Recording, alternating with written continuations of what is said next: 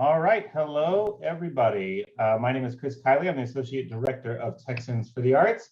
Welcome to our weekly Wednesday Advocacy Update. I'm joined as always by my fearless leader, Anna Scram, Executive Director of TFA. And I'm so pleased today to invite a member of our Texans for the Arts Board of Directors and good friend of mine, Nick Dragga from Lubbock. He also serves as the Executive Director of Ballet Lubbock. Today, we'll be talking a little bit about the implications of American Rescue Package dollars on the arts community at the local level. So with that, I'm going to toss it over to you, Anne.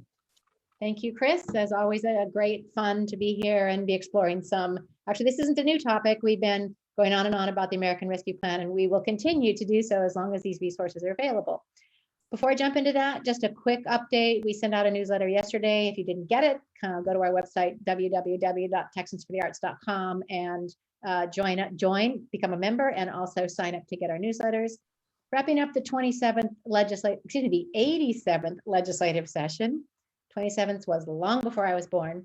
The 87th, so the last day was on May 30th, and we are now almost near the end of what is the governor's 20-day veto period, when he can actually line item veto on the appropriations. And we are hoping not. We are hoping the Senate and the House budget bill that was approved and is on the governor's desk will make it through unscathed. And we absolutely appreciate legislative support of the $10 million that was secured for the Texas Commission on the Arts Cultural District Grant Program. So a shout out to our legislators and a thank you for that. And we hope those funds remain intact and are not vulnerable through the veto period.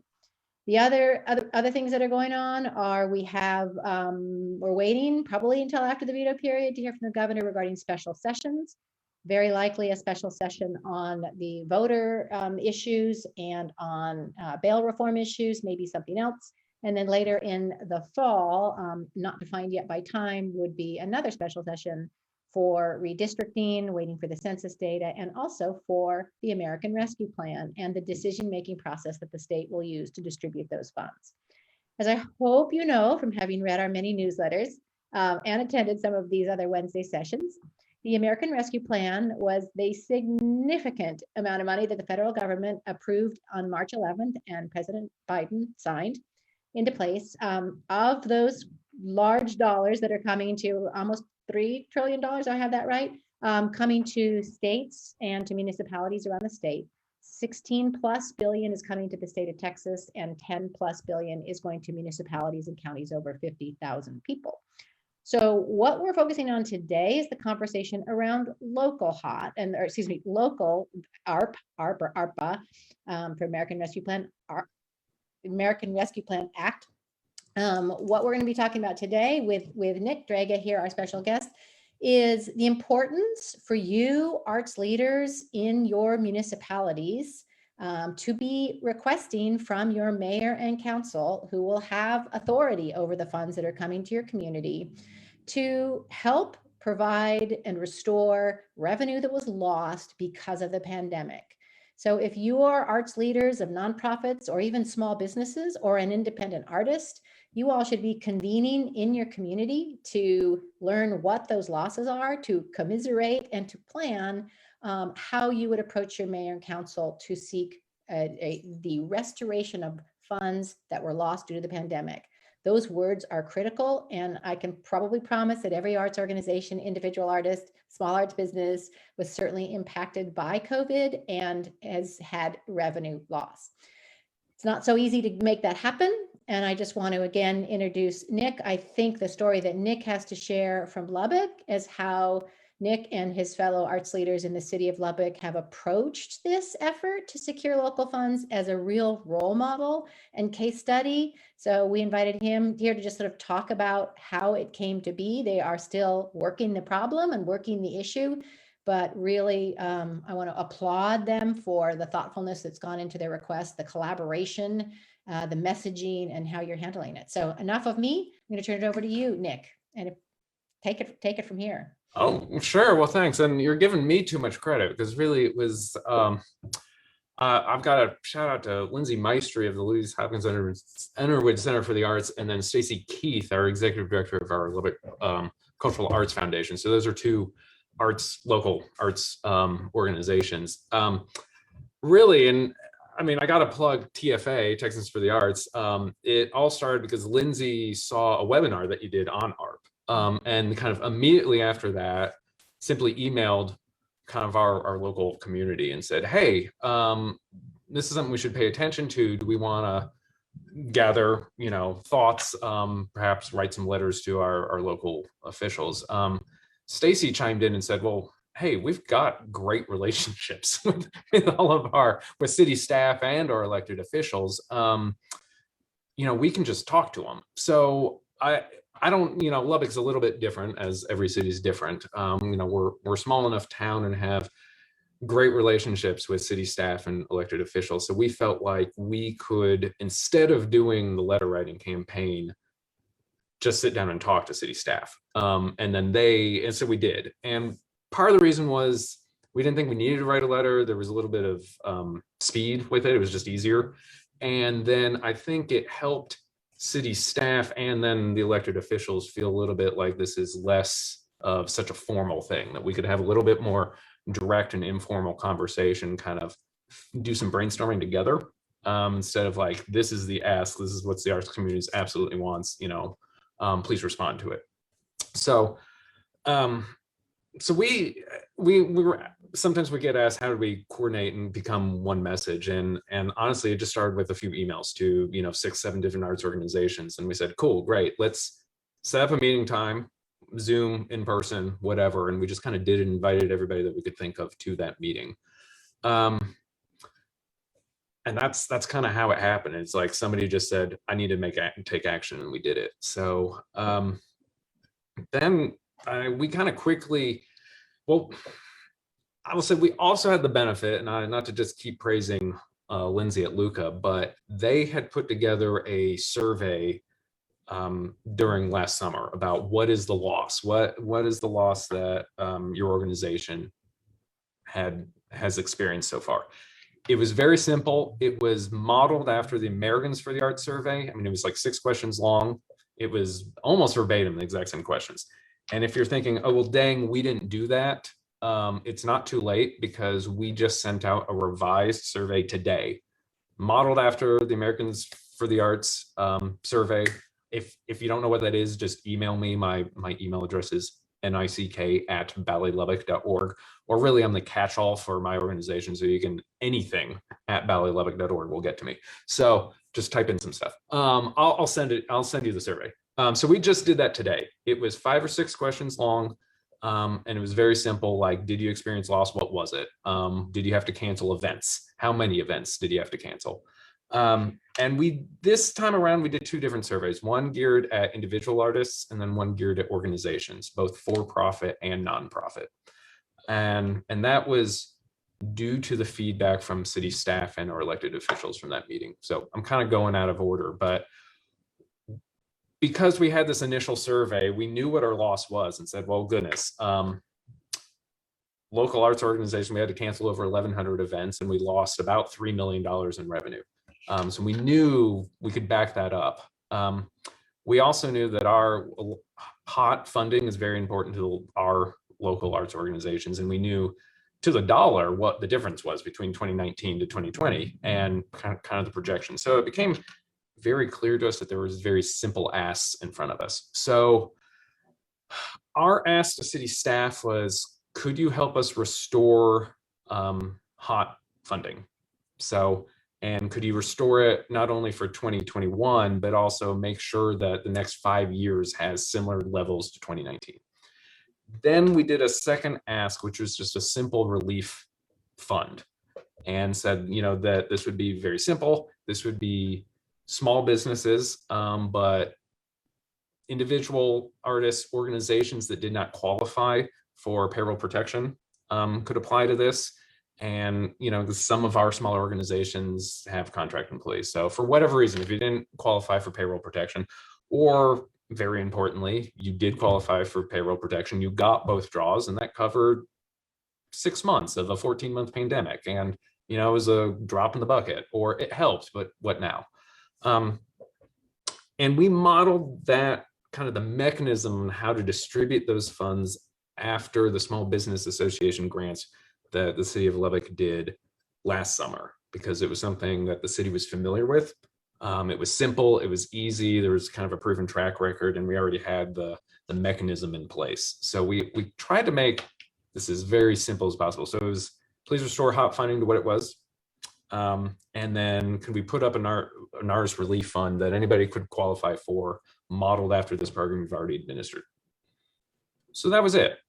We backed up the amounts we were asking with from this survey through conversations with city staff and then the city officials. They recommended us kind of get a little bit more recent information, hence this new survey that we just sent out today, which we're doing, obviously. And then through that conversation, I think which was really nice is that, you know, cities got art funding, but also the counties did.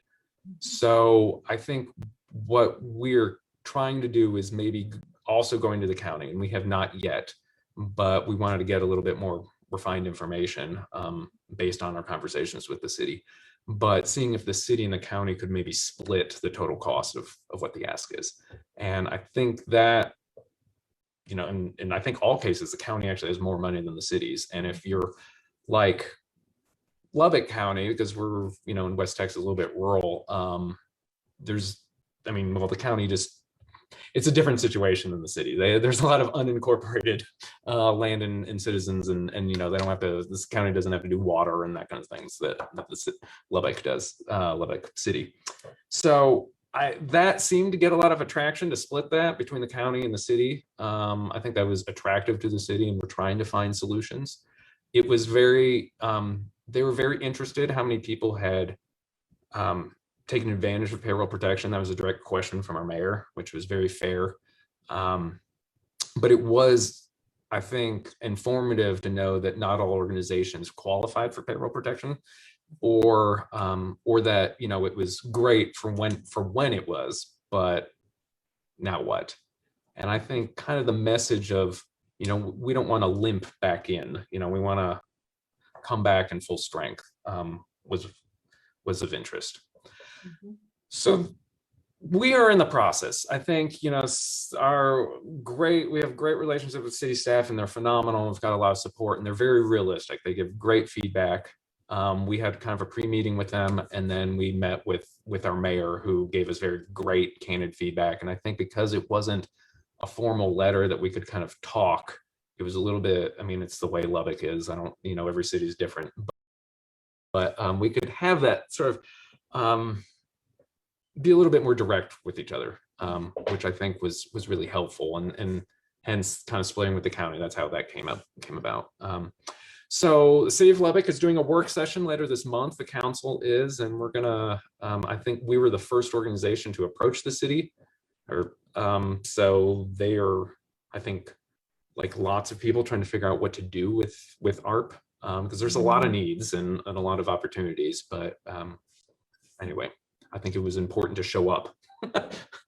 It was. I mean, I applaud you on so many fronts, I think, and I'll go back to the very first one is to everybody listening. I mean, this is Advocacy 101. Work to strengthen the relationships and build the relationships you have with your decision makers, whether we're talking about your municipal, county, state, federal, those come in handy in the best of times. And remember, you elect them, you are constituents, they care about you, they care about their communities. So that is a huge step up. You had that in place.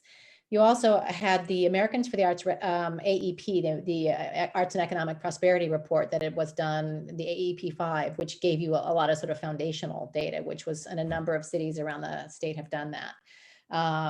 And I think you also won by being first, which is a message to everybody, do be thinking about this. And again, contact Texans for the Arts through us and info@texansforthearts.com, or through our website, texansforthearts.com.